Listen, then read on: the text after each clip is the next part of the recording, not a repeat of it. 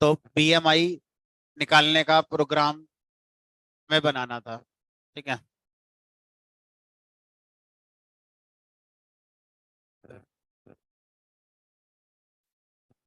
तो बीएमआई का लॉजिक क्या होता है हमारा?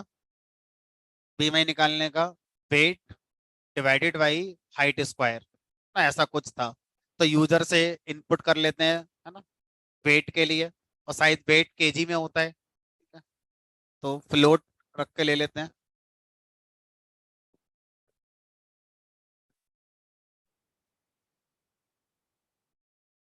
एंटर वेट इन केजी।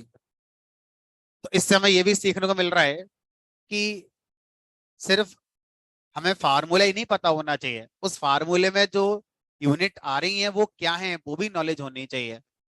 किलोग्राम में है, मीटर में है, इंच में है, सेंटीमीटर में है, या क्या है, ईयर है, मंथ है, डे है। अकॉर्डिंगली सही फार्मूला इंप्लीमेंट हम कर पाएंगे, है ना। तो ये वेट शायद केजी में होता है ना। उसके बाद हाइट, हाइट इनपुट करा लेते हैं।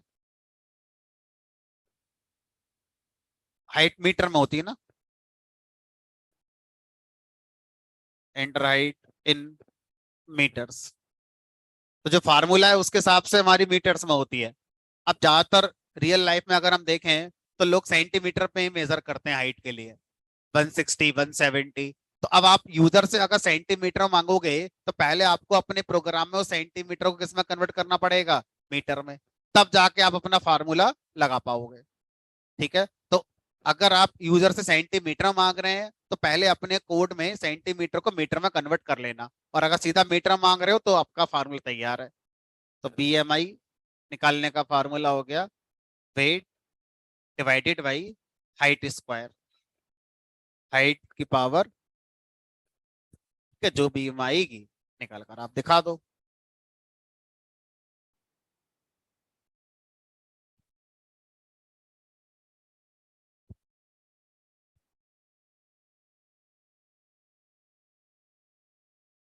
मान लीजिए आप 70 है और हाइट आपकी 1.5 मीटर है, तो ये आपका बीएमआई इतना आ गया। अब इसको आप राउंड करके दिखाना चाहते हैं तो दिखा सकते हैं।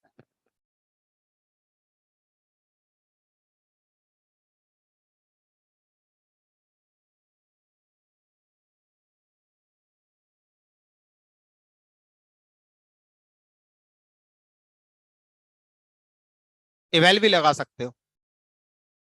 यहाँ पर आप फ्लोट की जगह इवेल भी लगा सकते हो, बताया था हमने लास्ट में। इवेल फंक्शन इवेल्युएट करता है। अगर आप सिंगल वैल्यू दोगे तो भी कंसीडर कर लेगा, एक एक्सप्रेशन दोगे तो भी कंसीडर कर लेगा, तो इवेल भी लगा सकते हो। तो ये आपका बीएमआई का निकालने का फार्मूला हो गया। ठीक है। अभी मैं आपको आज पढ़ाऊंगा, टाइम बचेगा तो आगे, कि अगर ये बीएमआई की बेस पर मुझे बताना हो कि ओवर वेट है, ओबेसिटी की तरफ चले गए, या फिर आपका फिट है, तो कैसे बताएंगे? तो इफ एल्स पढ़ना होगा। If BMI equal to this, that means आप इस रेंज में आ रहे हैं, दिस देन दिस रेंज में आ रहे हैं, and so on so on so on. ठीक है। फिलहाल हम वो अभी नहीं सीखते हैं, तो अभी हम सीधा चलाते हैं।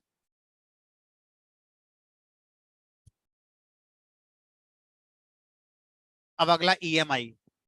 अब ईएमआई का फार्मूला निकालने के लिए प्रिंसिपल चाहिए,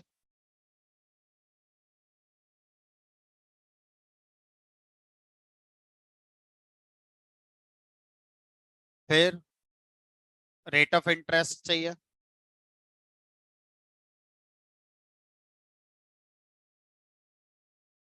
और उसके बाद हमें चाहिए टाइम।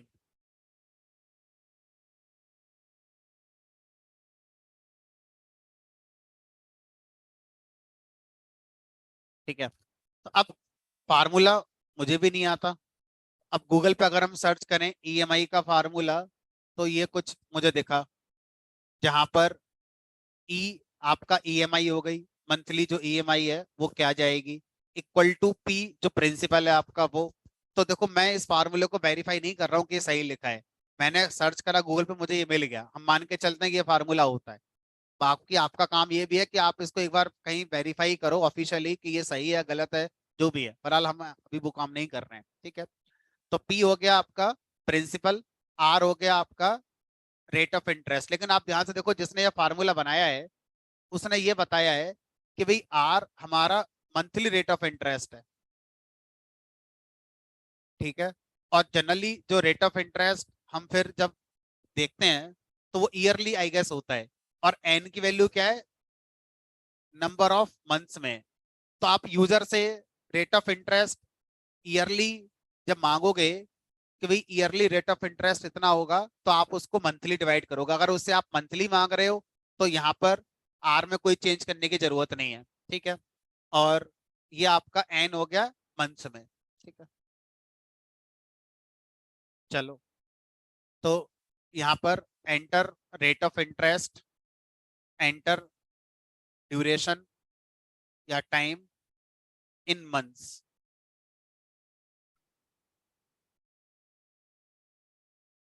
चलो, अब एक बार चेक करते हैं अपने हिसाब से, है ना, कि फार्मूला इंप्लीमेंट करें तो ईएमआई, मंथली ईएमआई कितनी बनेगी, ईएमआई इक्वल टू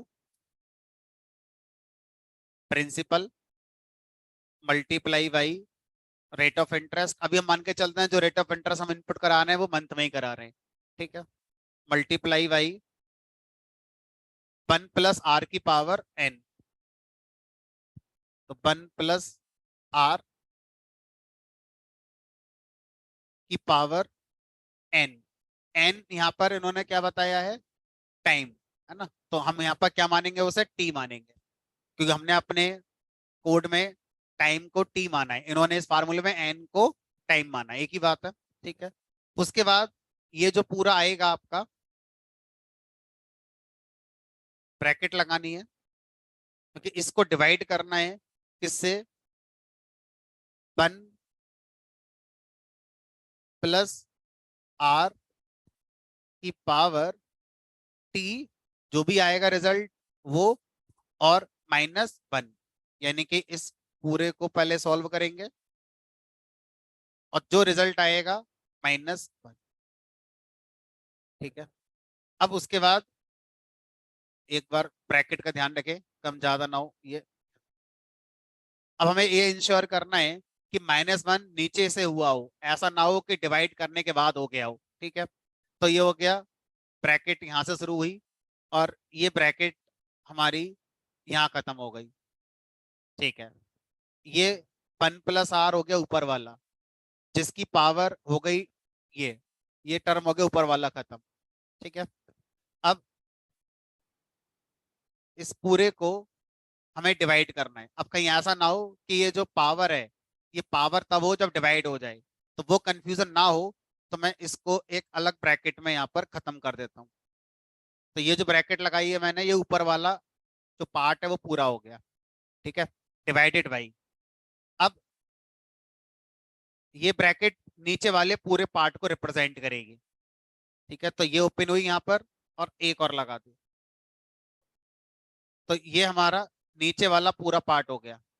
अब जिसमें मुझे क्या करना है, 1 प्लस आर, 1 प्लस आर की पावर टी, टी का मतलब आपका टाइम हो गया, ठीक है। अब एक ब्रैकेट और लगानी पड़ेगी ओपन करने के लिए, ताकि ये इस वाले को रिप्रेजेंट कर रहा है, ये इस वाले को रिप्रेजेंट कर रहा है, और ये इस पूरे वाले को रिप्रेजेंट कर रहा है, ठीक है। चलो, अब जो ईएमआई आएगी वो एक बार चेक कर ले, कुछ गलत हुआ होगा तो एक बार चेक करेंगे।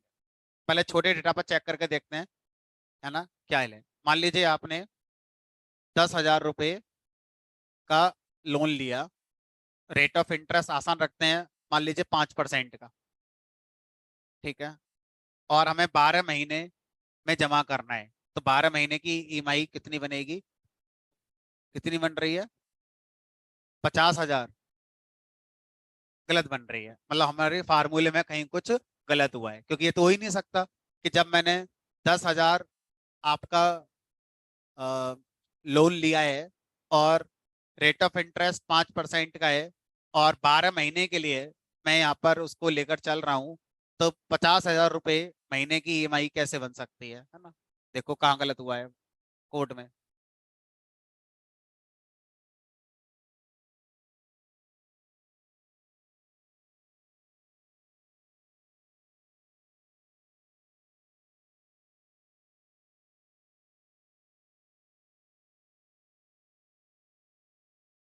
कहाँ चेंज इसमें करना होगा, देखो भाई,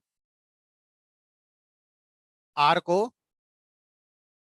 को चेंज करना है, ठीक है। तो जो भी आर की वैल्यू आई उसको डिवाइड बाई कितना कर लेना है। चलो ये करके देखते हैं, दोबारा देखते हैं।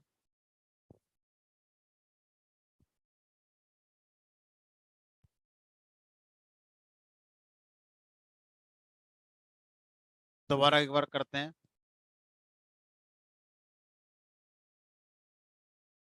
ये कह रहे हो आप? यार देखो, ऑलरेडी जो हम मान रहे हैं वो परसेंट भी तो मान रहे हैं। अगर आप आर डिवाइड बाई 12 करोगे तो 5 को भाग कर दिया 12 से, फिर गुणा करोगे 100 से, तो ये तो बहुत बड़ा नंबर हो जाएगा। चलो एक बार बिना करके चला कर देखते हैं, और कोई दूसरा फार्मूला एक बार चेक कर लेते हैं, बाकी किसी ने अगर बनाया हो एक बार मुझे बता दो क्या फार्मूला यूज करा है आपने। डिवाइड बाई 100 मल्टीप्लाई 100 से आ गया था सही।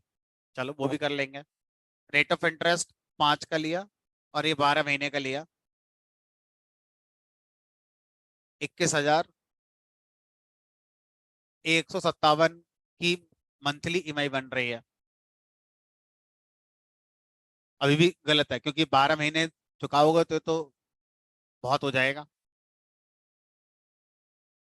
अब बताओ क्या करना है इसमें, और इंटू 100, ब्रैकेट में कैसे लिखना था,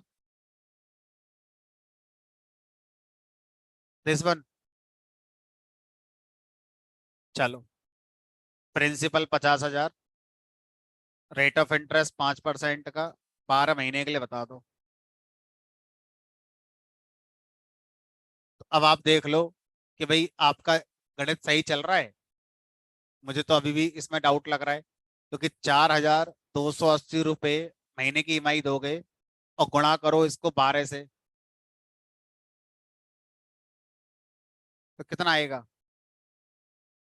चलो मैनुअली करके देखो, इतने की गुणा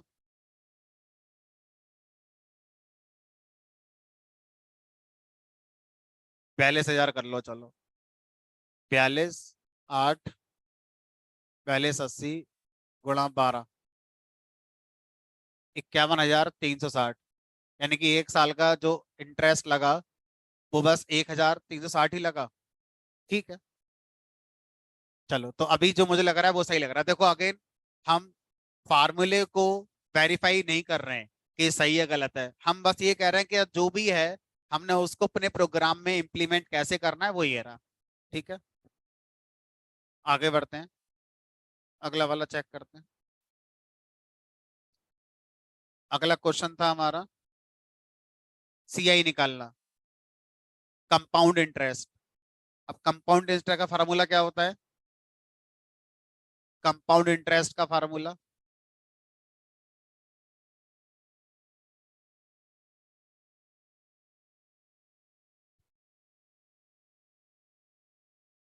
तो कंपाउंड इंटरेस्ट का फार्मूला ये है। अब दो दिखा रहे हैं, कोई सा एक मान लो।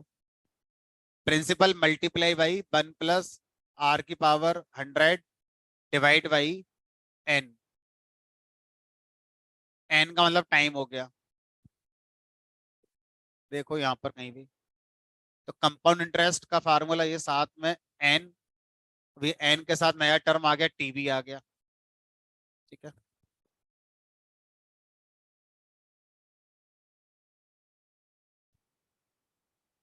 Are principal, R P principal, R rate of interest, T है टोटल टाइम स्पेन। ठीक है, number of time interest got compounded annually. चलो इसी फार्मूले पर हम अपना बेस करते हुए आगे बढ़ते हैं। तो यहाँ पर सबसे पहले तो इनपुट करा लो प्रिंसिपल, रेट ऑफ इंटरेस्ट, फिर आ गया आपका टोटल टाइम। ठीक है, उसके बाद एक चीज और, कि जो आप अपना इंटरेस्ट है वो जब कंपाउंड कर रहे हैं तो वो कितने टाइम बाद कर रहे हैं, एक साल में कितनी बार कर रहे हैं। एक साल में 12 बार कर रहे हैं, एक साल में 10 बार कर रहे हैं, कितना कर रहे हैं आप। तो मैं मान के चलता हूं कि हमारा मंथली कंपाउंड इंटरेस्ट ऐड हो रहा है, मतलब 1 महीने में जो भी इंटरेस्ट आएगा वो प्रिंसिपल में ऐड हो जाएगा, ऐसा मान के चल रहे हैं। ठीक है, तो यहाँ पर जो स्मॉल एन है इस फार्मूले में, वो यही पूछ रहा है number of times interest got compounded. ठीक है, तो 1 साल में 12 बार हो गया हमारा, तो हम इस स्मॉल एन की वैल्यू 12 मान के चल रहे हैं।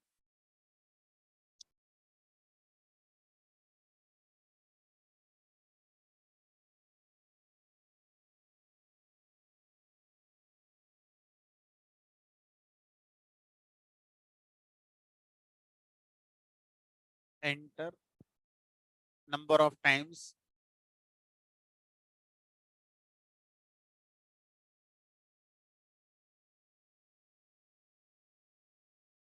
इंटरेस्ट, क्या लिखा है आगे, got compounded.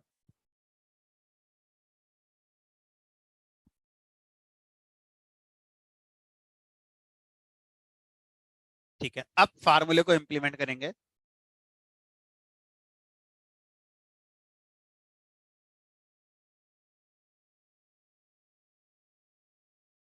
Compound interest is equal to principal जो भी आया है मल्टीप्लाई, ब्रैकेट लगा दे, 1 प्लस आर, आर की वैल्यू जो भी है जैसे ब्रैकेट में कर लो पहले, R divide by 100 multiply by N, और इस पूरे की पावर,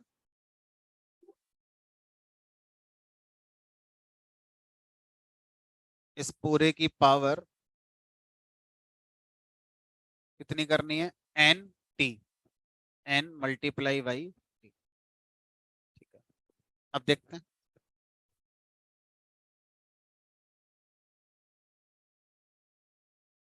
तो आपने 50,000 रुपए मान लीजिए किसी को दिए, और रेट ऑफ इंटरेस्ट 5 का रखा आपने, टाइम आपका, अब इस फार्मूले में ये नहीं लिखा कहीं कि जो आपका टी है वो मंथ में है कि ईयर में है। बताओ जरा, किसी ने बनाया हो तो। यहाँ पर जो टी है टोटल टाइम स्पेन तो दे रखा है, लेकिन ये क्लियर नहीं लिखा है कि मंथ में कि ईयर में। ईयर में होता है, तो फिर हम अपना थोड़ा सही कर लेंगे, है ना। 1 साल की ही बात करते हैं, और 12 बार इंटरेस्ट कंपाउंड करेंगे। ठीक है, तो फाइनल जो मेरा इंटरेस्ट निकल कर आएगा,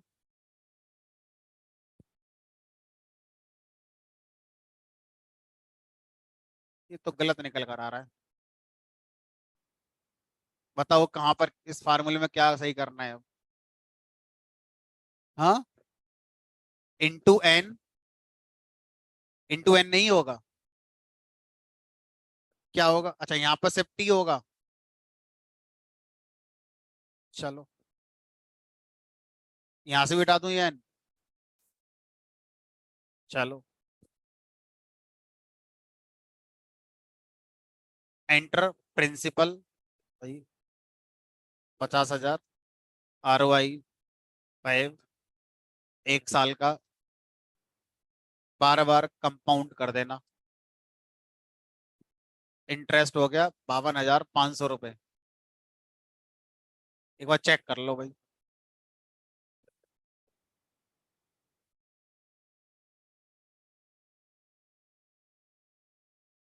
क्या चीज,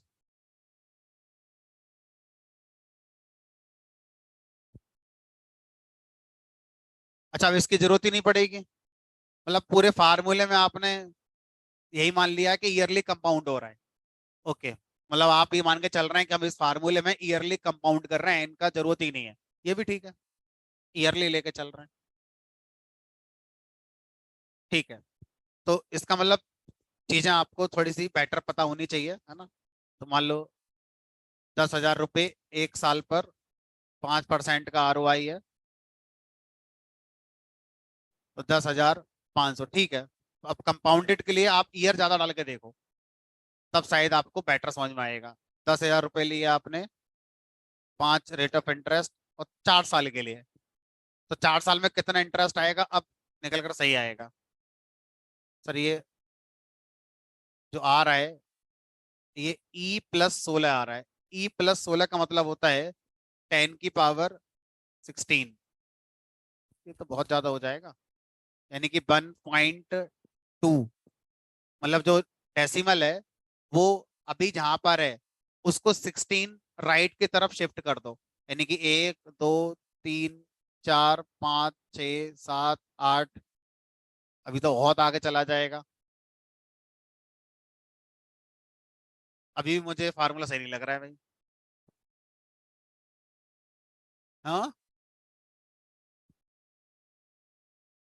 बताओ भाई, किसी ने ऑनलाइन करा हो तो, क्योंकि मुझे तो इस फार्मूले भरोसा अभी भी नहीं हो रहा है। ये वाली टी का ब्रैकेट हटा दूं? उससे फर्क नहीं पड़ेगा, मगर लगा भी दूं या हटा भी दूं तो फर्क पड़ेगा नहीं उससे।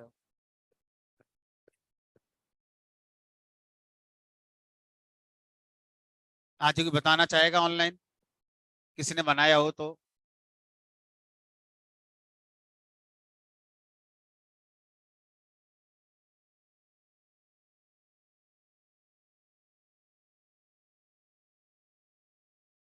हाँ, टी वाला होल पे लगाए। होल पे नहीं लगेगा? अच्छा, ये वाला जो आप कह रहे हो वो सिर्फ इस वाले के साथ है? मतलब इसके साथ है बस? बन और इस। अच्छा ठीक है, तो फिर तो सही हो गया भैया। ठीक है, चलो फिर से करते हैं।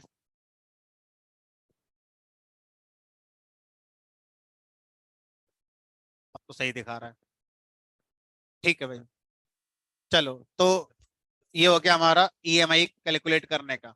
मैं फिर से बात बोलूंगा कि हम इस फार्मूले को वेरीफाई नहीं कर रहे हैं कि सही है गलत है। हम जो भी मिल रहा है उसके अकॉर्डिंग पाइथन में कोड बना दे रहे हैं। हमारा मकसद है इनपुट कैसे लेते हैं और कैसे प्लस माइनस करते हैं उसको सीखना। Extract last digit from A 4 digit number, शायद दो तीन लोगों ने पूछा भी था। तो कोई भी नंबर आप यूजर से इनपुट करा लो। Enter 4 digit number.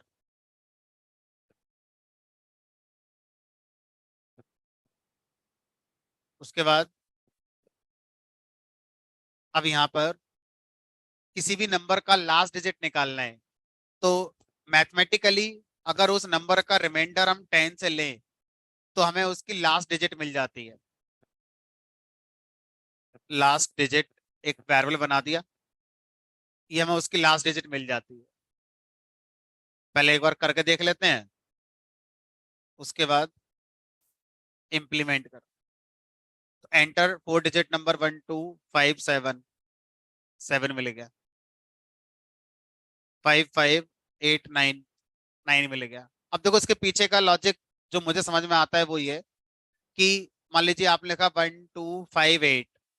अब आप इसको 10 से अगर रिमाइंडर लेते हैं तो 10 1 जा 10, ये 2 बचा, ये 5, 10 2 जा 20, ये 5 और ये 8, 10 5 जा 50, बचा क्या 8।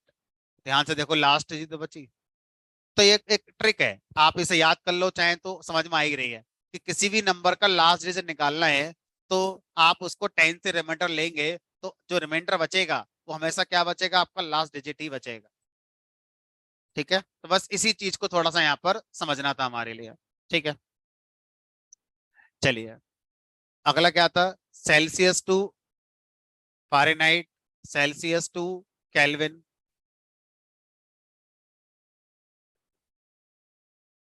तो सेल्सियस टू फ़ारेनहाइट में तो कल हमने जो लिखा था वही यूज कर लेते हैं। कल वाला फार्मूला क्या था हमारा? चलो एक बार पहले यूजर से इनपुट कर लेते हैं। सेल्सियस टू फ़ारेनहाइट, तो सेल्सियस में टेम्परेचर इनपुट कर लेते हैं।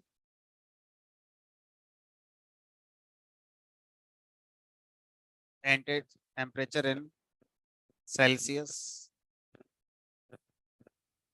अब फार्मूला कल जो हमने शायद पढ़ा था वो था Celsius equal to F minus 32 divided by क्या था,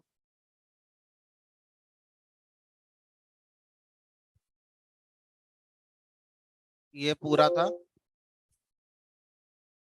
मल्टीप्लाई बाई 5/9। अब इसमें क्या करना है, एफ को इधर ले जाओ, सी को इधर ले आओ, भाई यही तो करोगे और क्या करोगे। ठीक है, तो अब यहाँ पर अगर मैं इस फार्मूले को सॉल्व करूं तो इधर लेके जाऊं तो ये क्या हो गया, सी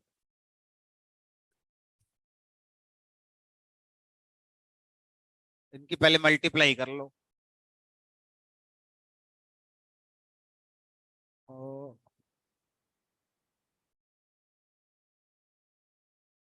सी माइनस माइनस इधर जाके प्लस हो जाएगा, C plus 32 multiply by 5/9 equal to F into 5/9, यही तो होगा।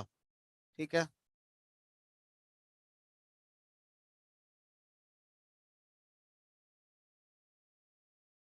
अब अगर मैं देखूं तो ये हो जाएगा सी इंटू 9/5 इक्वल टू एफ, 32 कहाँ रह गया, प्लस 32, ये बनेगा शायद, है ना, F equal to C into 9/5 plus 32।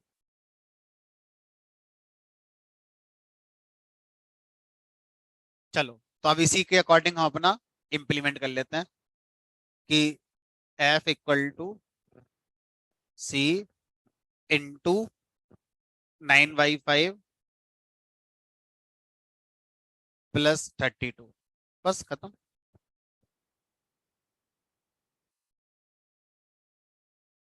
इसको ब्रैकेट में कर देते हैं ताकि कोई कंफ्यूजन ना रहे।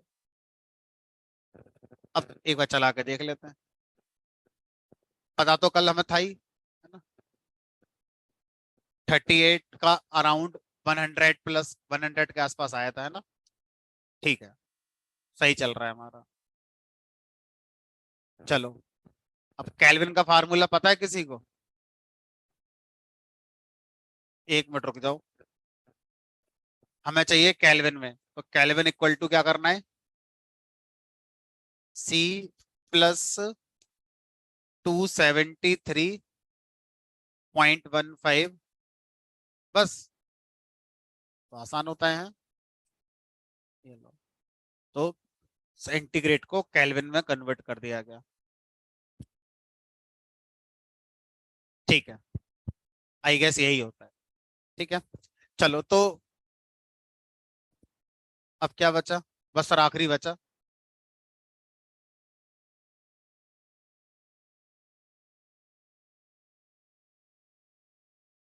एवरेज मार्क्स निकालने हैं। तो मान लीजिए पहले सब्जेक्ट के मार्क्स M1 वेरिएबल में स्टोर कर दिया, एंटर M1, मान लेते हैं M1 मार्क्स हैं पहले सब्जेक्ट के, 5 सब्जेक्ट के थे ना, M2 M3 M4 M5। अब देखो ऊपर के इतने कॉम्प्लेक्स वाले कर ली तो इतना आसान लगेगा फिर आपको, क्योंकि जो इसमें करना है वो सब बहुत पहले हो चुका। क्या करना है, इनको जोड़ कर, M1 plus M2 plus M3 plus M4 plus M5 divide by, I guess इसमें कुछ ऐसा रॉकेट साइंस वाली बात नहीं थी।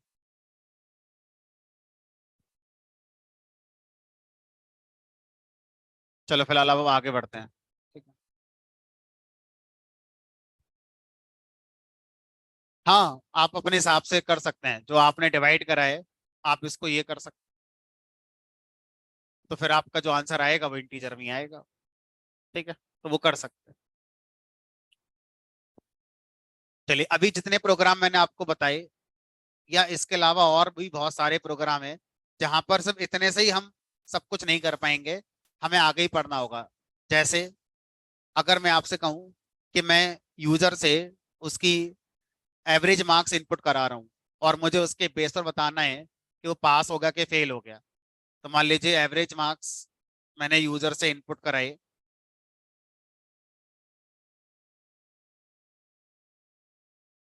Enter average marks. अब अगर ये मार्क्स की वैल्यू 30 और 30 से ज्यादा है तो आपको पास बताना है, नहीं तो आपको फेल बताना है। तो अब मैंने यहाँ पर एक मैसेज दे दिया पास, एक मैसेज दे दिया मैंने फेल, और जब वो पास हो गया तो साथ में मैंने एक मैसेज और प्रिंट कराने की यहाँ पर कोशिश करी, हैप्पी। और जब फेल हो गया तो फेल के साथ एक और मैसेज दे दिया मैंने सैड, और लास्ट में बाय प्रिंट कर। अभी ये बताओ कि इस प्रोग्राम का एग्जीक्यूशन जब मैं करूंगा और मैं यहाँ पे लिख दूं 45, तो आपने जो अपने मन में क्राइटेरिया माना था कि 30 और 30 से अब आने पर पास बताएंगे और 30 से कम आने पर फेल बताएंगे, क्या ऐसा करने का कोई कोड आपने लिखा है? हमने कहा नहीं। तो जो आपके मन में है वो आउटपुट में नहीं आता है, जो आपके मन में है उसका कोड लिखना पड़ता है, और जो आउटपुट है वो कोड का आता है, ना कि जो आपके मन में चल रहा था उसका आएगा। तो अभी क्या होगा? तो इंटरप्रेटर ये कह रहा है कि मैं किसी भी प्रोग्राम को सीक्वेंशियली, क्रम वाइज क्रम स्टेटमेंट को एग्जीक्यूट करता हूं। तो अब जैसे ही मैं एंटर करूंगा ये वैल्यू जाके स्टोर हो जाएगी इस वेरिएबल के अंदर। फिर ये वाला स्टेटमेंट चलेगा, प्रिंट हो गया पास। फिर ये वाला स्टेटमेंट चलेगा, प्रिंट हो गया हैप्पी। उसके बाद अब हम चाहेंगे ये दोनों ना चलें, लेकिन ऐसा नहीं होगा। ये भी स्टेटमेंट चलेगा, ये भी चलेगा और ये भी चलेगा, सारे स्टेटमेंट चलेंगे।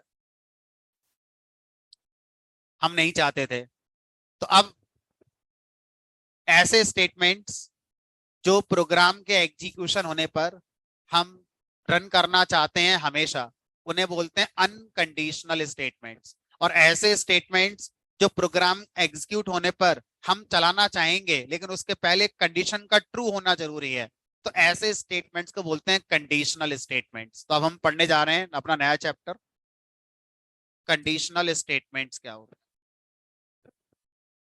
ऐसे स्टेटमेंट्स जिनका एग्जीक्यूशन किसी कंडीशन के ट्रू या फॉल्स होने पर आप करना चाहते थे, ऐसे स्टेटमेंट्स को कंडीशनल स्टेटमेंट्स कहते हैं।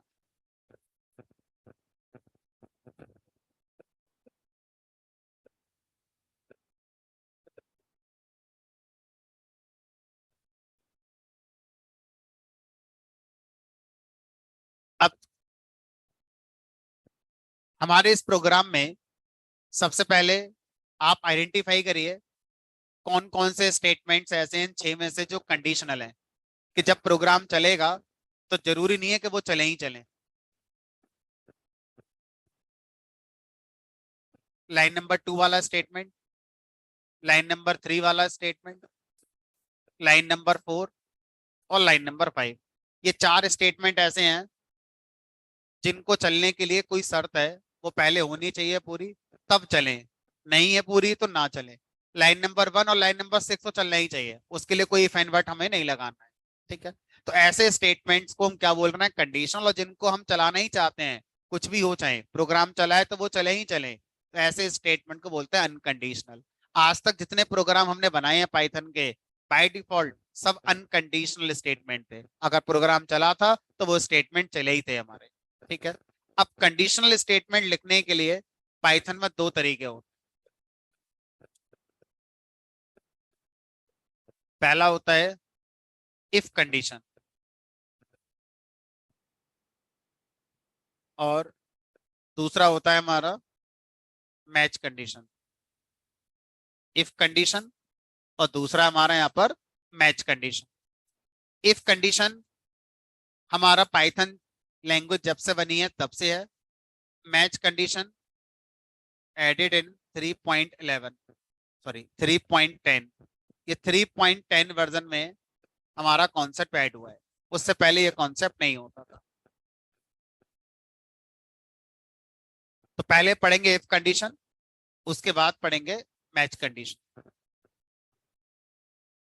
अब हम क्या करते हैं, अपने प्रोग्राम में जिन स्टेटमेंट्स को कंडीशन के साथ एग्जीक्यूट करना चाहते हैं, उन स्टेटमेंट से जस्ट बिफोर मुझे इफ कीवर्ड यूज करना होगा। इफ कीवर्ड के बाद स्पेस देना होगा, और यहाँ पर मैं अपनी कंडीशन बताऊंगा कि क्या शर्त है स्टेटमेंट्स को चलने की। हमने कहा कौन से स्टेटमेंट को चलने की? हमने कहा पास वाला बताओ।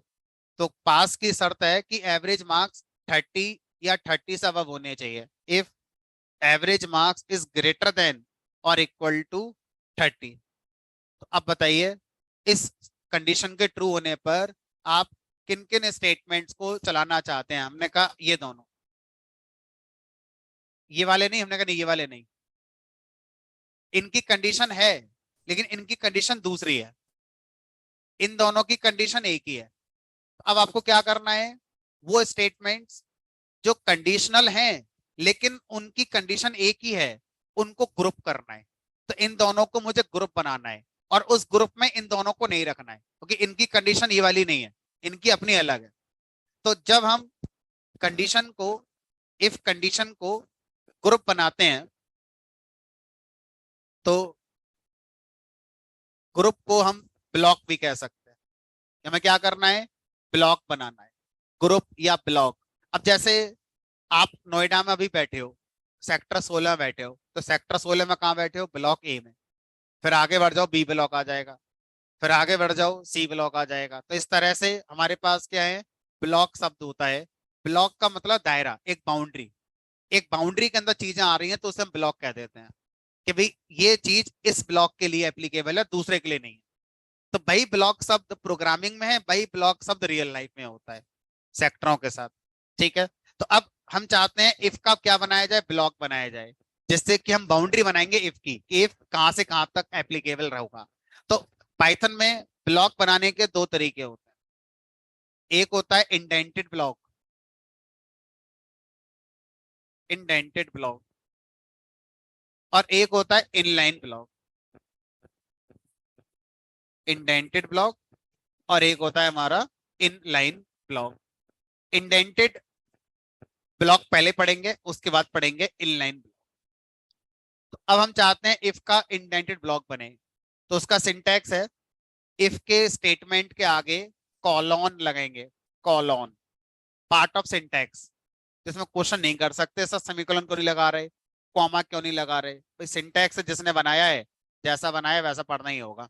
ठीक है, तो इंडेंटेड ब्लॉक बनाने के लिए इफ स्टेटमेंट के आगे लगाते हैं कॉलॉन, और उसके बाद जितने भी स्टेटमेंट्स को इफ के ब्लॉक में रखना है उन सारे स्टेटमेंट्स को इंडेंटेशन का यूज करके लिखेंगे। इंडेंट शब्द का मीनिंग होता है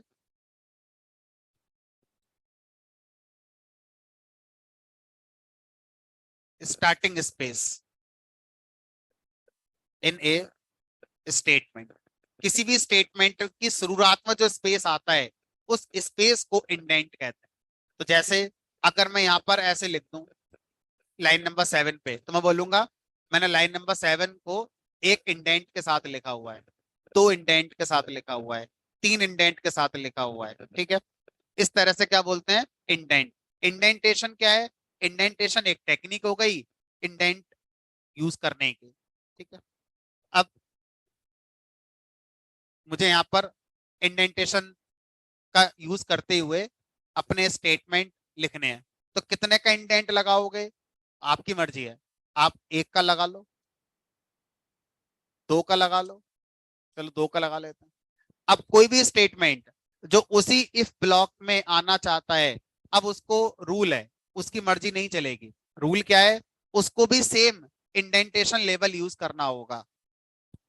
ऐसे कर दें नहीं, एरर आ जाएगी, ऐसे कर दें नहीं, एरर आ जाएगी। क्या करें फिर, अगर इस स्टेटमेंट को भी इफ ब्लॉक के पार्ट में रखना है तो जो सबसे पहले वाले का इंडेंटेशन लेवल दिया है उतना ही इसका भी देना पड़ेगा। ठीक है, बस हमने कहा और स्टेटमेंट्स को इफ ब्लॉक में नहीं रखना है। तो कोई भी स्टेटमेंट जब नेक्स्ट आएगा बिना इंडेंट के इफ ब्लॉक को एंड कर देगा।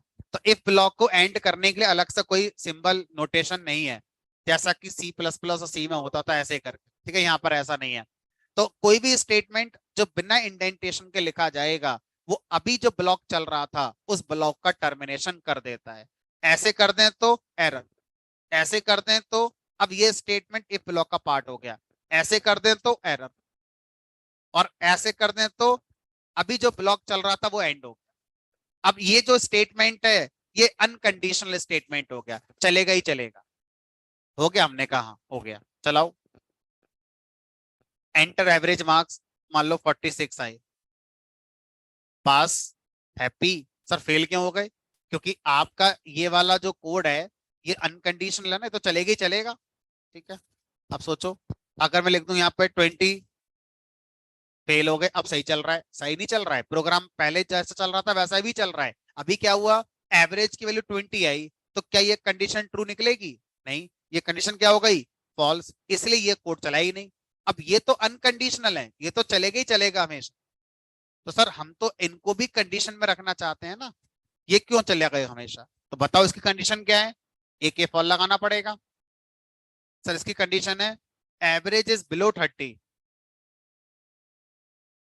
अब सर इसका इंडेंटेशन लेवल क्या वही रखना होगा जो पहले वाले इफ का रखा था? हमने कहा नहीं, आपकी मर्जी। सर इसका टैब रख दें? टैब रख दो।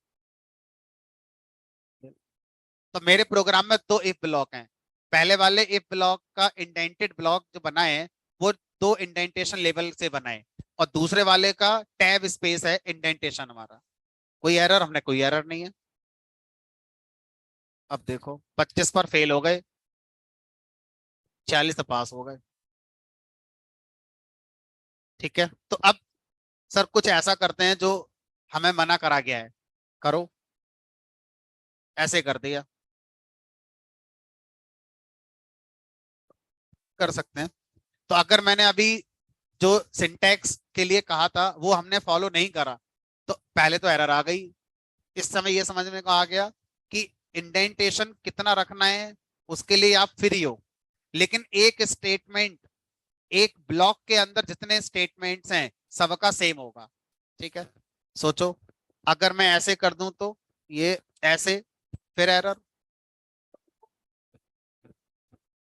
अच्छा, ऐसे कर दूं,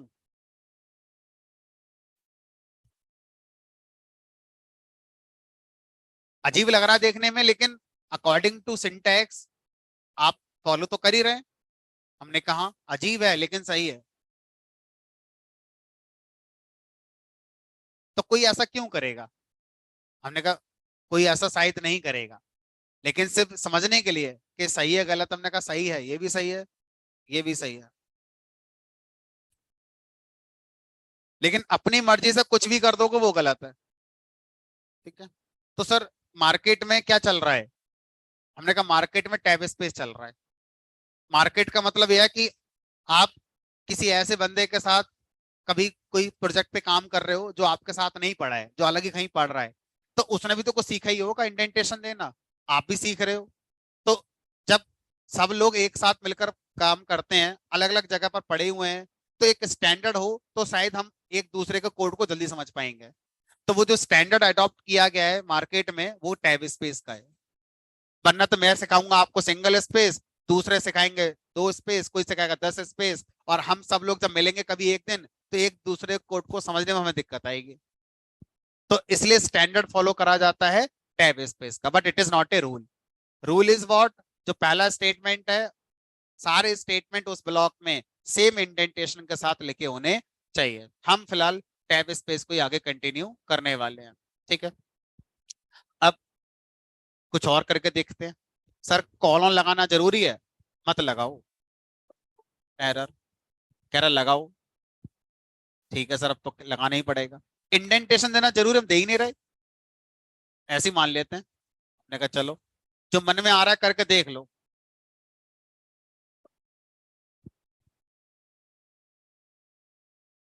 क्या? इवेल लगा लो, कुछ भी लगा लो यार, अब तक वो बात हो चुकी खत्म, अब जो नई चीजें हैं उनको फोकस करो। टाइप कन्वर्जन के लिए आप इंट लगाओ, फ्लोट लगाओ, इवेल लगाओ, ये बात हो चुकी खत्म अब। चलो, अब हम इंडेंटेड ब्लॉक बनाएंगे ऐसा समझ में आ गया, और इसी तरह से बनाएंगे ये भी समझ में आ गया। क्या हम बदल सकते हैं वो भी हमारी समझ में आ गया। अब इस वाले कोड में हमसे ये भी कहा गया कि आप ऐसा भी कर सकते हो कि जो आपने इफ और अपनी कंडीशन लगाई है इसके बीच में एक स्पेस सिंटैक्स है, एक स्पेस इफ कीवर्ड, और कंडीशन के बीच में आना चाहिए, या देखने में अच्छा लगे इसलिए ऐसा करा है। हमने का रूल है मिनिमम सिंगल स्पेस होना चाहिए, मैक्सिमम कितने भी हो सकते हैं। कोई एरर? हमने का कोई एरर नहीं है। लेकिन क्यों कर रहे हो ऐसा? देखने में अच्छा नहीं लग रहा है, रीडेबिलिटी खराब हो गई कोड की, लेकिन मना थोड़ी करेगा कोई आपसे, कर दो ऐसे करके। और सर अगर स्पेस ही ना दें तो? हमने कहा भाई इंटरप्रेटर कंफ्यूज हो गया कि कीवर्ड शुरू कहां से हुआ, खत्म कहां पे हुआ। तो सिंगल स्पेस देना जरूरी है। ज्यादा से ज्यादा कितना दोगे वो आपकी मर्जी है। तो हम ज्यादा क्यों प्रेस करेंगे, अपना टाइम क्यों खराब करेंगे ज्यादा प्रेस करने में, जब एक से ही काम चल रहा है मेरा तो। ठीक है। हमें एक दूसरा तरीका बताया गया। अगर आप इफ कीवर्ड और उसकी कंडीशन के बीच में स्पेस नहीं दे रहे हैं, तो पैरेंथेसिस में आप अपनी कंडीशन को लिख सकते हैं। अब ये स्पेस देना आपकी मर्जी है, दोगे तो भी ठीक है, नहीं दोगे तो भी ठीक है। तो कोई एक प्रैक्टिस आप अपना फॉलो करिए। If single space condition, if space देना ही नहीं है, सीधे पैरेंथेसिस और उसमें कंडीशन। ठीक है, तो जिसके साथ आप जाना चाहते हैं उसके साथ आप जा सकते हैं, दोनों सही हैं। आप ध्यान से देखो, इसको बनाने के लिए आपको दो एक्स्ट्रा की प्रेस करनी पड़ेंगी, एक पैरेंथेसिस ओपन करने की और एक पैरेंथेसिस क्लोज करने की। यहां पर मेहनत कम करनी पड़ेगी, बस एक स्पेस ही लगाना है। और दूसरा देखो, ये जो पैरेंथेसिस की आती है, ये आती भी नहीं है, शिफ्ट के साथ प्रेस करना पड़ता तब आती है। यानी कि चार की एक्स्ट्रा प्रेस करनी पड़ेंगी इस पे जाने के लिए। पूरे प्रोग्राम में आपने 50 कंडीशन लगा दी, मान के चलो आपने गुणा चार, 200 की एक्स्ट्रा प्रेस करी होंगी। सोचो पूरे प्रोजेक्ट में कितनी और कितना टाइम आपने एक्स्ट्रा लगा लिया होगा अपना। बाकी तरीका सही है, आपका जो मन करे वो कर सकते हैं। अब मान लीजिए आपसे कहा जाए कि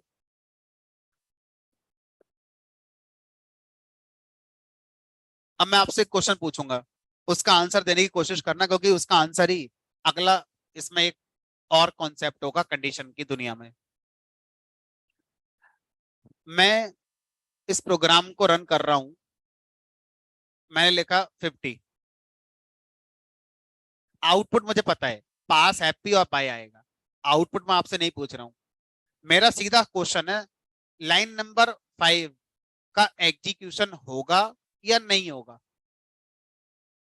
जब मैं इसको एंटर करूंगा, 50 स्टोर हो गया एबीजी वेरिएबल में, फिर ये कंडीशन चेक हुई। ठीक है, कंडीशन ट्रू हो गई, प्रिंट हो गया हैप्पी, पास।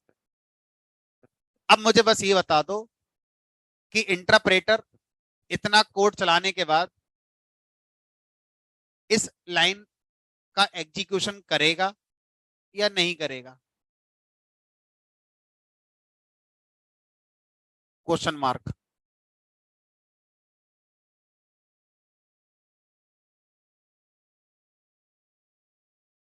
अच्छा ठीक है, मैं आपका काम और आसान करने की कोशिश करता हूं। ठीक है, ये बताओ ये दोनों स्टेटमेंट चलेंगे या नहीं चलेंगे? ये मैं भी आपका सपोर्ट करता हूं कि ये दोनों तो नहीं चलेंगे, सर कुछ भी हो जाए। अब मेरा क्वेश्चन थोड़ा वापस चलता है कि आप अगर इंटरप्रेटर होते तो आपको ये कैसे पता चला कि ये दोनों स्टेटमेंट आपको नहीं चलाने हैं? आपको ये कैसे पता चला कि ये दोनों स्टेटमेंट आपको नहीं चलाने हैं अगर आप इंटरप्रेटर होते तो? क्योंकि आपने क्या करा, कंडीशन चेक करी होगी और यहां से क्या आ गया होगा, फॉल्स आ गया होगा। अरे, इसका मतलब क्या हुआ, आपको ये लाइन तो चलानी पड़ेगी, तभी तो पता चलेगा कि ट्रू आएगा कि फॉल्स आएगा। अब आप कह रहे हो मैं तो ये लाइन ही नहीं चलाऊंगा। अगर आप इस लाइन को चलाएंगे ही नहीं तो ये आपको कौन बताएगा कि कंडीशन ट्रू निकली कि फॉल्स निकली? चलाने के बाद ही पता चलेगा ना कि ट्रू आएगा कि फॉल्स आएगा। तो इस लाइन को तो चलाना ही पड़ेगा आपको, यानी कि लाइन नंबर 5 का एग्जीक्यूशन होगा। इसी वजह से यहां पर क्या आया होगा, फॉल्स आया होगा। और जब ये फॉल्स आया, इसलिए दोनों लाइनें नहीं चली, है ना? तो इसका मतलब क्या हुआ कि हमारा जो कंडीशन है वो ये हमारा एग्जीक्यूट होगी, लाइन नंबर 5 वाली जो कंडीशन है ये हमारी एग्जीक्यूट होगी। अब हम यहां पर इस कंडीशन को जब ट्रू देख चुके हैं और हमें ये आउटपुट मिल गया है, तो हम इंटरप्रेटर से ये कहना चाहते हैं कि भाई आप इसको चलाने में अपना समय क्यों लगा रहे हो? हमें ये चाहिए ही नहीं, आप इसे चलाओ ही मत ना। जब हमें ये आउटपुट मिल गया तो आप क्यों अपना टाइम खराब कर रहे हो? हमें पता है कि ये फॉल्स ही आएगा क्योंकि हमें ये चलाना ही नहीं है। जब ये ट्रू हो चुका है तो ये ट्रू कैसे हो सकता है? हमने लिखा ही इसी तरह से है। लेकिन इंटरप्रेटर क्या कह रहा है कि मुझे ये बात कैसे पता चलेगी?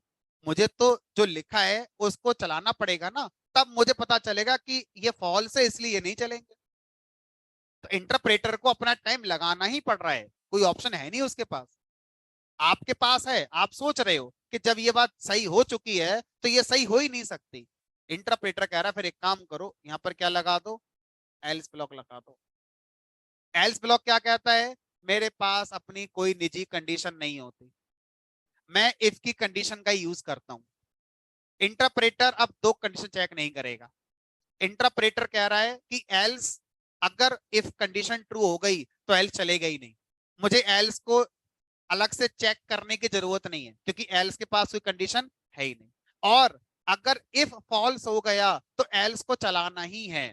तो अब अगर मैं यहाँ पर कोड रन कराऊंगा और लिख दूं मैं यहाँ 50, तो ये कंडीशन तो अभी भी चलेगी। अब ये ट्रू आ गई। जैसे ये ट्रू आ गई, इंटरप्रेटर को पता चल गया कि मुझे एल्स के अंदर जाना ही नहीं है। बिना शर्त पता चल गया इंटरप्रेटर को मुझे अंदर जाना ही नहीं है। क्यों? क्योंकि वो इफ से पता चल गया उसे। अगर इफ फॉल्स हो जाता तो एल्स को पता चल गया कि मुझे एल्स के अंदर जाना ही है। यहां पर अलग से कोई कंडीशन लिखने की जरूरत आपको नहीं है। और अगर मैं यहां पर ऐसे कर दूं, ठीक है, तो जब कभी आपको दो कंडीशन गिवन हो और उनमें से एक जरूर चलानी हो, तो दो इफ की जगह पर इफ एल्स आपको लगाना चाहिए। इससे आपका एग्जीक्यूशन फास्ट हो जाता है। मैं ये तो नहीं कह रहा कि एक आध घंटे फास्ट हो जाएगा, लेकिन मैं ये कहूंगा कि एक सेकंड का 100वां हिस्सा फास्ट हो जाएगा। तो एक सेकंड के 100वें हिस्से के लिए छोटा सा टॉपिक पढ़ना पड़ा। हमने कहा अभी आपने एक प्रोग्राम में इफ एल्स एक बार लगाया है, एक प्रोग्राम में 10 बार नहीं लगा सकते, एक प्रोजेक्ट में 100 बार नहीं लगाओगे। ऐसे अपने पूरी 30 साल के कैरियर में 50 प्रोजेक्ट बनाओगे, पता नहीं कितने बार लगाओगे। अब पूरा काउंट करो जरा कितना टाइम हो गया होगा। अब तो बहुत हो गया। तो छोटे छोटे कॉन्सेप्ट से ही आप लास्ट में एक एफिशिएंसी अच्छी वाली देख पाते हो। ठीक है, सर फिर तो दो इफ हम कभी नहीं लगाएंगे। हमने कहा मैंने ऐसा कभी नहीं कहा। मैंने सिर्फ ये कहा कि इफ के साथ एल्स हमें तब लगाना चाहिए जब हम इस बात को लेकर श्योर हैं कि अगर एक ट्रू है तो दूसरा चलना ही नहीं है, और अगर एक फॉल्स हो गया है तो दूसरा चलना ही है। दोनों में से एक जरूर चलेगा। ठीक है, अब थोड़ा सा सिंटैक्टिकली डिफरेंस बताने की कोशिश करता हूं कि दो इफ और इफ एल्स के बीच में सिंटैक्टिकल डिफरेंसेस कहां पर आएंगे।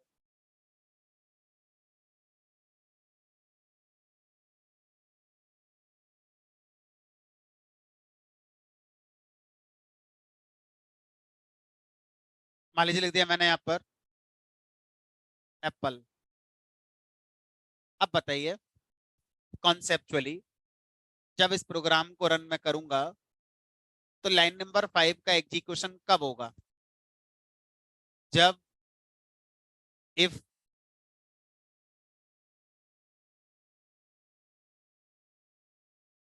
अच्छा मैं क्वेश्चन बदल देता हूं। अब मैं क्वेश्चन आपसे ये पूछ रहा हूं, लाइन नंबर 5 किस ब्लॉक का पार्ट है? इफ ब्लॉक का पार्ट है या एल्स ब्लॉक का पार्ट है, या तीसरा ऑप्शन सर किसी ब्लॉक का पार्ट नहीं तो अनकंडीशनल स्टेटमेंट है तो चलेगा ही चलेगा। अभी तक मैंने जितना पढ़ाया उसके हिसाब से आप यही आंसर दोगे कि सर ये किसी ब्लॉक का पार्ट है ही नहीं, क्योंकि बिना इंडेंटेशन के कोई भी स्टेटमेंट जब लिखा जाता है तो अनकंडीशनल होता है, वो चलता ही चलता है। प्रोग्राम चलेगा तो वो चलेगा ही चलेगा। यहां तक तो आपकी आंसर सही है। लेकिन जब हम इफ के साथ एल्स ब्लॉक लगाते हैं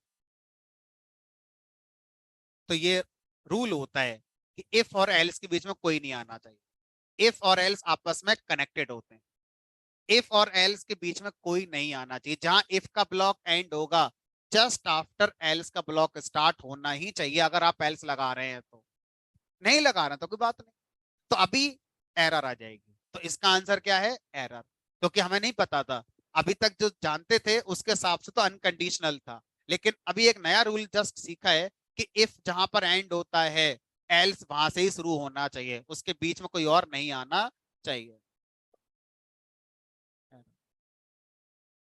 ठीक है, लेकिन दो इफ आपस में कनेक्टेड नहीं होते। अगर मैं लगा दूं यहाँ पर same average is less than 30, अब आपका आंसर सही है, चाहे सर पास हो जाओ चाहे फेल हो जाओ, एप्पल तो आएगा ही आएगा, अनकंडीशनल है। दो इफ एक दूसरे को नहीं जानते, चल रहा है देखो फर्स्ट क्लास। फेल हो जाओगे एप्पल तब भी आ जाएगा, पास हो जाओगे एप्पल तब भी आएगा। ठीक है, तो दो इफ और इफ एल्स के बीच का ये डिफरेंस बताना किसी को बहुत आसान है, वो समझ भी जाएगा। क्या बताओगे? इफ और एल्स के बीच में कोई और स्टेटमेंट नहीं आ सकता, इफ और एल्स आपस में कनेक्टेड होते हैं और कंडीशन एक ही बार लिखनी होती है, एग्जीक्यूशन एक ही कंडीशन का होगा, जिससे कि हमें एफिशिएंसी बेटर मिलेगी। अगर आप दो इफ लगाएंगे दोनों की अपनी अपनी कंडीशन होगी, दो कंडीशन चलेंगी चलेंगी, एफिशिएंसी पूरा कर दी आप।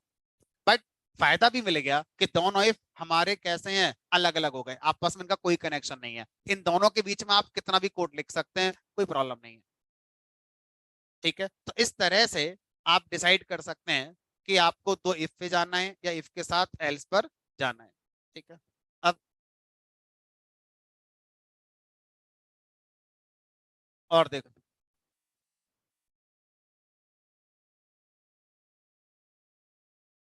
मैं सिंपली इफ एल्स पर कुछ यूज केसेस रन करा कर दिखा रहा हूँ, कोई मीनिंग नहीं है, थोड़ा सा कॉन्फिडेंस और बढ़ाने के लिए आपका।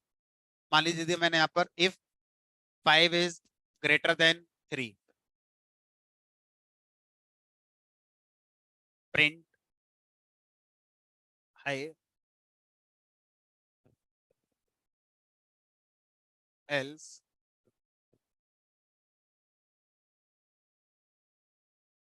हेलो।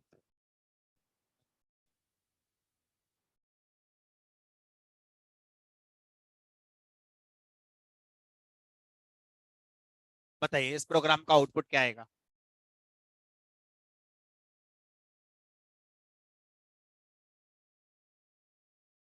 देखो, आपके ब्रेन में ना कहीं कुछ बातें चल रही होंगी। एक ब्रेन का हिस्सा कह रहा होगा हाय, और उसी समय दूसरा हिस्सा कह रहा होगा रुक जाओ, दो एल्स लगे हुए हैं, पता नहीं सही है गलत है। तो आप हल्के मन से कह रहे हो हाय, कहीं ना कहीं आप भी जानते हो कि इसमें शायद कुछ तो है, क्योंकि अभी हमने इफ के साथ एल्स एक लगाया, और हमें सिखाया गया कि इफ फॉल्स तो एल्स चलेगा। अगर दो एल्स लगाए तो कौन सा चलेगा? तो इसका मतलब यहां पर क्या आएगी, हमारी एरर आएगी। रूल है कि एक इफ के साथ एक ही एल्स आ सकता है, एरर। ठीक है, एक इफ के साथ कितने भी इफ लगा दो, मना थोड़ी है कोई। भाई एक इफ के साथ एल्स एक ही आ सकता है, लेकिन एक इफ के साथ चार इफ लगा दो, इफ मना थोड़ी करेगा कोई, सब अलग अलग है एक दूसरे से, फर्क ही नहीं पड़ता। ठीक है, तो ये हमारी क्या आ जाएगी, एरर आ जाएगी, ये कोड आपका नहीं चलेगा। अच्छा, अब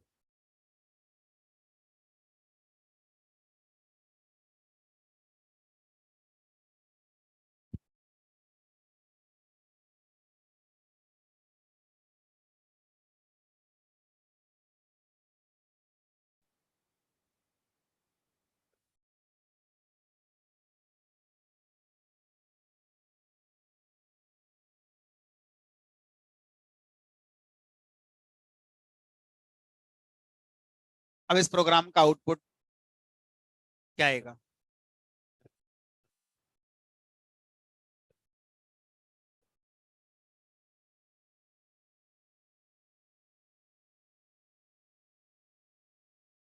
एरर आएगी, एक एल्स के साथ एक ही इफ आएगा।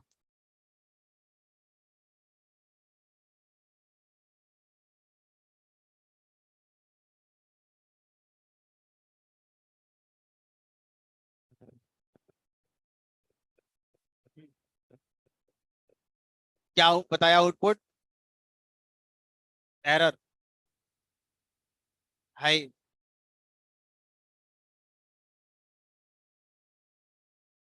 देखो, जितने लोग हैं उनका अपना एक पॉइंट ऑफ व्यू रहा होगा आंसर देते समय। एक पॉइंट ऑफ व्यू यही रहा होगा कि सर एक एल से तो इफ भी एक होना चाहिए, तो इफ क्यों लगा दिए, इसलिए एरर है। दूसरा पॉइंट ऑफ व्यू हमने ऐसे सोचा ही नहीं, हमने तो ऐसे सोचा। मतलब ये भी एक इंटरेस्टिंग है कि आपका पॉइंट ऑफ व्यू क्या है। आप ऐसे पढ़ रहे हो कोर्ट के लिए, या ऐसे पढ़ रहे हो कोर्ट के लिए? कैसे पढ़ोगे? टॉप टू बॉटम पढ़ोगे या बॉटम टू टॉप पढ़ोगे? है ना, टॉप टू बॉटम पढ़ेंगे। तो अब टॉप टू बॉटम के अकॉर्डिंग जब हम जाएंगे, तो ये बताओ, सबसे पहले इस इफ की बात होगी, इसकी कंडीशन ट्रू या फॉल्स? अच्छा, उससे पहले तो ये अपने आप से पूछ लेना कि अगर कोई इफ बिना एल्स के आना चाहता है तो आ सकता है, या एल्स आएगा तभी इफ चलता है? यानी कि अकेला इफ आ सकता है, कोई रूल नहीं है ना कि एल्स आएगा आएगा उसके साथ। अगर ऐसा रूल होता तो इससे पहले मैंने 3-4 प्रोग्राम जो बनाए थे बिना एल्स के, वो बन कैसे गए फिर? यानी कि बिना एल्स के भी इफ चलता ही है। हमने देखा, आज ही देखा है, अभी देखा, आधा घंटा पहले ही देखा है। तो हम इंटरप्रेटर से क्या कह रहे हैं कि भाई ये इफ ना अकेला है, अगर कंडीशन ट्रू है तो ये चला देना, अगर कंडीशन फॉल्स है तो हमें कुछ करना ही नहीं है, हमें इसके फॉल्स होने पर कुछ करना ही नहीं है। ठीक है, तो ये अकेला इफ हो गया। अभी कंडीशन फॉल्स हो गई, कंडीशन फॉल्स हो गई तो उसके बाद अब ये क्या होगा? चलेगा ही नहीं। अब ये दूसरा इफ है, इस वाले इफ को इस वाले इफ से मतलब ही नहीं है। हर इफ अपना इंडिपेंडेंट होता है, उसे किसी दूसरे इफ से मतलब ही नहीं होता, ये अलग है। कंडीशन क्या है, ट्रू या फॉल्स? ट्रू, हाई प्रिंट हो गया। अगर ये कंडीशन फॉल्स हो जाती तो फिर ये वाला एल्स चल जाता मेरा, अभी इसका आउटपुट क्या आएगा? सिर्फ। ठीक है, चलो। अब अगर मैं यहां पर फिर से लिख दूं 5 is less than 3, अब इसका आउटपुट क्या आएगा? Simply hello.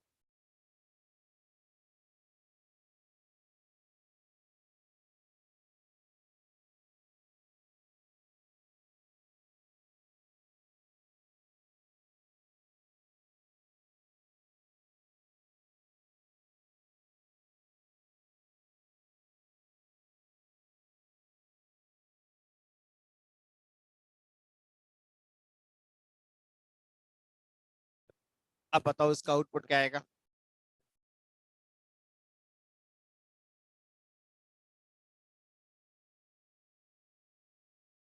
इंटरप्रेटर देखो, अपने ब्रेन को ट्रेन करो। इंटरप्रेटर प्रोग्राम को टॉप टू बॉटम पढ़ेगा, ऊपर से पढ़ना शुरू करेगा नीचे तक जाएगा, ना कि नीचे से पढ़ के ऊपर आएगा। तो जो आप लिख रहे हो वो आगे कनेक्ट होगा, आगे जो लिखा हुआ है पीछे से कनेक्ट नहीं होगा। तो अब उस हिसाब से ये बताओ, इंटरप्रेटर जब पढ़ना शुरू करेगा तो क्या होगा? सबसे पहले वो एल्स को पढ़ लेगा। अब आगे क्या लिखा है क्या नहीं लिखा है इंटरप्रेटर कर, अभी तो मैंने उसे देखा ही नहीं है। अभी मैं जो देख रहा हूं वो अभी तक के कोड के हिसाब से चेक करूंगा। और इंटरप्रेटर जैसे ही इतना पढ़ेगा तुरंत एरर दे देगा, कह रहा एल्स कैसे आ गया, इफ तो अभी आई ही नहीं। एल्स इफ के पहले नहीं आ सकता, है ना। एल्स के पहले क्या होना जरूरी है? इफ होना जरूरी है। ठीक है, आप कहोगे सर ये है तो इंटरप्रेटर क्या सोच रहा है, ये अकेला इफ है, इसके आगे एल्स है नहीं, मुझे से फर्क ही नहीं है। ठीक है, तो अभी चलाएंगे तो क्या आएगी यहाँ पर? एरर। ठीक है। अब अब मैं आपसे क्वेश्चन बोलूंगा, एक प्रोग्राम में कितने एल्स ब्लॉक हो सकते हैं? एक प्रोग्राम में कितने एल्स ब्लॉक हो सकते हैं? एक प्रोग्राम में उतनी एल्स हो सकते हैं जितने क्या होंगे, इफ। तो मैंने ये नहीं बोला है कि एक प्रोग्राम में एक एल्स होता है, मैंने बोला एक इफ का एक एल्स होता है। होना ही चाहिए ऐसा भी रूल नहीं है। इफ एल्स रखेगा जरूरी थोड़ा ना इफ एल्स रखेगा, नहीं रखना चाहता नहीं रखे, लेकिन रखना चाहता है तो एक ही एल्स ब्लॉक हमारा वो रख सकता है। ठीक है, चलो। अब अगर आपसे कहा जाए कि सिचुएशन को थोड़ा आगे बढ़ाते हैं, मैं जो ये वाले प्रोग्राम था,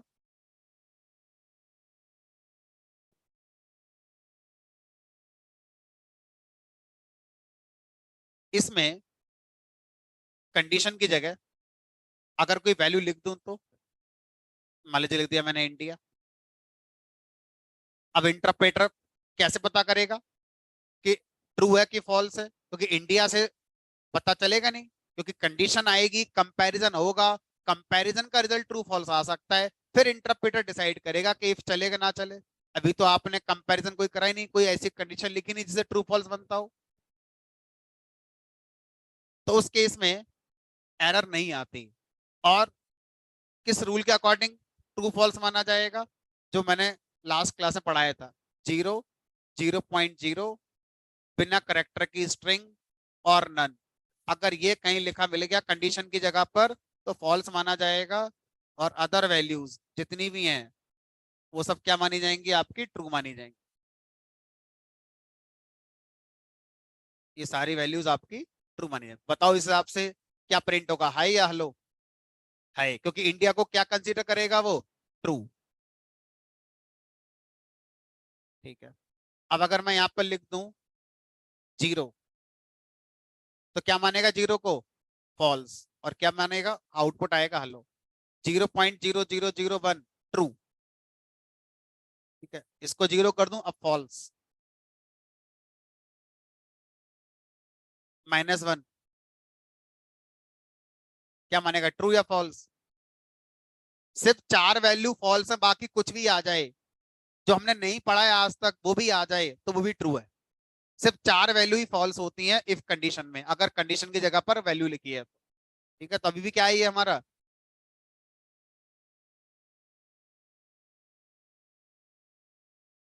कुछ ना लिखें, क्या माना गया? फॉल्स। अगर इफ में आपने पैरेंथेसिस लगाकर छोड़ दिया और कुछ भी ना लिखा तो क्या माना जाएगा? फॉल्स। लेकिन आप फंसोगे, आप इसका आंसर देकर आओगे फॉल्स और बोलोगे एल्स चलेगा, एरर आएगी। अगर आपने इफ के आगे पैरेंथेसिस भी नहीं लगाए हैं, कंडीशन भी नहीं लिखी है, तो एरर आ जाएगी। या तो कंडीशन लिखो या पैरेंथेसिस लगाओ। पैरेंथेसिस एम्प्टी हो सकते हैं और वो फिर फॉल्स के इक्विवेलेंट कंसीडर किया जाएगा। लेकिन अगर आपने इफ के आगे पैरेंथेसिस भी नहीं लगाए और कोई वैल्यू भी नहीं लिखी और कोई कंडीशन नहीं लिखी है, तो सीधे सीधे क्या आएगी हमारी? ये एरर आ जाएगी। तो जब आपसे इंटरव्यू में पूछा जाए कि भाई इफ के आगे कोई कंडीशन नहीं है तो बताओ क्या इसका मीनिंग है, तो आप अगला क्वेश्चन करोगे, आंसर नहीं बताओगे, या फिर आंसर सब्जेक्टिव रखोगे कि अगर इफ के आगे कुछ नहीं लिखा हुआ है, पैरेंथेसिस भी नहीं लगे हुए एम्प्टी वाले, तो सिंटैक्स एरर है। और अगर एम्प्टी पैरेंथेसिस होंगे तो फॉल्स के इक्विवेलेंट हमारा वो माना जाएगा।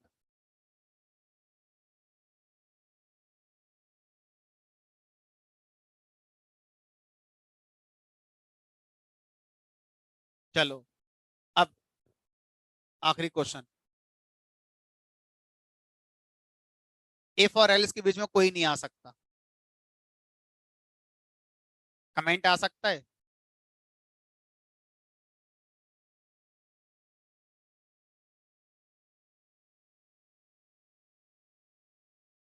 Answer is yes. इफ और एल्स के बीच में कोई एग्जीक्यूटेबल स्टेटमेंट नहीं आ सकता, और कमेंट तो एग्जीक्यूट होता ही नहीं है, तो ये तो आ ही सकता है। अब उन लोगों के लिए स्पेशली जो आज तक मानते आए हैं कि मल्टीलाइन स्ट्रिंग पाइथन में होता है, उन लोगों के लिए स्पेशल। जो लोग अभी भी मानते हैं कि पाइथन मल्टीलाइन कमेंट ये होता है, और मैं मना करता आ रहा हूं कि नहीं होता है, ये मल्टीलाइन क्या होती है? स्ट्रिंग होती है। कमेंट उसे कहते हैं जो एग्जीक्यूट ना होता हो। क्या ये एग्जीक्यूट नहीं होगा? सिर्फ आउटपुट में तो नहीं आएगा, एग्जीक्यूट तो फिर भी होगा। सोचिए, क्या फिर ये इफ और एल्स के बीच में आ सकता है? नहीं आ सकता, क्योंकि ये एग्जीक्यूट होता है, क्योंकि ये कमेंट नहीं है। अभी क्या आएगी? ये एरर। तो कमेंट एक ही होता है पाइथन में, हैश के साथ शुरू होता है। कोई मल्टी लाइन कमेंट नहीं होता। मल्टी लाइन स्ट्रिंग होती है जिसको हम अपने लिए मल्टी लाइन कमेंट मान लेते हैं, क्योंकि वो आउटपुट हम प्रिंट नहीं करा रहे हैं, है ना? चलिए फिलहाल आज इतना रखेंगे, बाकी मंडे को मिलेंगे नेक्स्ट क्लास में। अभी टॉपिक खत्म नहीं हुआ है, काफी कुछ रह गया है। अब इसके ऊपर अपने आप क्वेश्चन बना के लाना, like even odd. Even odd का जो क्वेश्चन है वो बीएमआई वाले प्रोग्राम को आगे बढ़ाना। ओवरवेट है, ओबेसिटी में आ गए आप, यानी मोटापे में आ गए, या कहाँ चले गए? इसी तरह से आप एवरेज मार्क्स के बेस पर फर्स्ट सेकंड थर्ड डिवीजन का प्रोग्राम बना के लाना, कि फर्स्ट डिवीजन है, सेकंड डिवीजन, थर्ड डिवीजन, तो जितने मैंने अभी कराए हैं उन सबको और आगे लेके चलना प्रोग्राम। चलिए।